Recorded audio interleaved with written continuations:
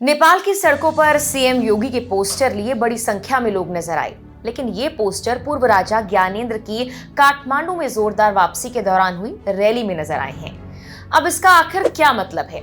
कौन है ज्ञानेंद्र? नेपाल में उनकी वापसी के क्या मायने हैं? क्या वो योगी आदित्यनाथ से मिले हैं? बताते हैं पूरी कहानी आपको इस वीडियो में। नमस्कार, मेरा नाम है मेघना सचदेवा और आप मुझे देख रहे हैं लोकमत हिंदी पर। सबसे पहले आप ये तस्वीरें देखिए। बड़ी संख्या में लोग रैली में यूपी सीएम योगी के पोस्टर लिए खड़े हैं और ये तस्वीर है नेपाल की, लेकिन रैली है पूर्व राजा ज्ञानेंद्र की।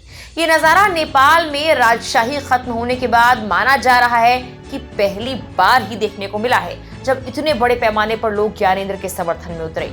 यहाँ आपको ये भी बता दें कि नेपाल में साल 2006 में राजशाही का अंत कर दिया गया था। नेपाल में एक बड़े सियासी उलटफेर के बीच पूर्व राजा ज्ञानेंद्र की काठमांडू में जोरदार वापसी हुई। रविवार को जब ज्ञानेंद्र पोखरा से काठमांडू एयरपोर्ट पहुंचे तो उनके स्वागत के लिए करीब 10,000 से ज्यादा नेपाली नागरिक सड़कों पर जमा हो गए। ज्ञानेंद्र की इस नई एंट्री को लेकर नेपाल में कई तरह के कयास और चर्चाएं हैं। एक और तो रिपोर्ट्स में कहा जा रहा है कि पूर्व राजा ज्ञानेंद्र एक बार फिर नेपाल की जनता का विश्वास जीतने की कोशिश में लगे हैं। दूसरी ओर उनके पुराने राजनीतिक फैसलों और कार्यकाल को लेकर भी काफी चर्चाएं हैं। वहीं नेपाल में उत्तर प्रदेश के मुख्यमंत्री योगी आदित्यनाथ की चर्चा भी जोरों पर है। दरअसल ज्ञानेंद्र की रैली के दौरान योगी आदित्यनाथ के पोस्टर्स नजर आए हैं। इसके बाद ये मामला ज्यादा चर्चा में आ गया। नेपाल में अब ज्ञानेंद्र की वापसी और योगी आदित्यनाथ के नाम को जोड़कर कई तरह के किस्से और कहानियां भी गढ़ी जा रही हैं, जिससे सियासी हलचल भी और तेज हो गई है। काठमांडू पोस्ट की एक रिपोर्ट कहती है कि नेपाल की सियासत में एक्टिव होने से पहले पूर्व राजा ज्ञानेंद्र ने लखनऊ में यूपी के सीएम से मुलाकात की थी।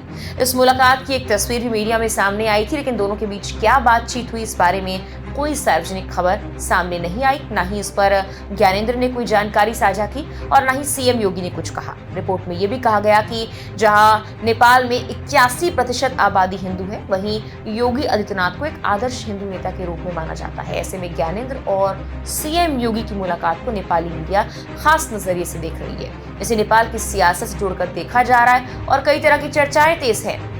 दरअसल नेपाल के पूर्व नरेश ज्ञानेंद्र और योगी आदित्यनाथ के बीच पुराना संबंध भी है। नेपाल का राज परिवार गोरखनाथ पीठ से गहरी आस्था रखता है और वर्षों से राज परिवार के सदस्य इस पीठ के दर्शन के लिए आते रहे हैं। योगी आदित्यनाथ गोरखनाथ पीठ के पीठाधीश्वर हैं और अब यूपी के मुख्यमंत्री होने के साथ साथ भाजपा के एक बड़े और प्रभावशाली नेता भी हैं। साल 2006 में नेपाल में राजशाही का अंत हुआ था और 2008 में नया संविधान लागू हुआ, लेकिन तब से अब तक नेपाल में राजनीतिक अस्थिरता बनी हुई है। 13 बार प्रधानमंत्री बदले गए। वर्तमान में जो सरकार सत्ता में है वो भी गठबंधन और समर्थन के सहारे चल रही है। नेपाल जर्नल्स की एक रिपोर्ट कहती है कि लोकतांत्रिक शासन के मुकाबले राजशाही के दौरान नेपाल में विकास कार्य ज्यादा हुए थे। नेपाल में मौजूदा वक्त की बात की जाए तो भ्रष्टाचार और महंगाई चरम पर है। इसके अलावा भारत से रिश्ते बिगड़ने के चलते नेपाल के मधेश क्षेत्र के लोगों को भी काफी परेशानी का सामना करना पड़ रहा है। भारत से आयात निर्यात और व्यापार पर असर पड़ने से इस इलाके के लोगों का जीवन कठिन हो गया है। ऐसे में नेपाल की जनता के बीच ये चर्चा तेज हो गई है कि राजशाही के दौरान नेपाल अधिक स्थिर और समृद्ध था और ऐसे में पूर्व राजा की वापसी भी कई तरह के सवाल खड़े करती है। फिलहाल के लिए इस वीडियो में इतना ही।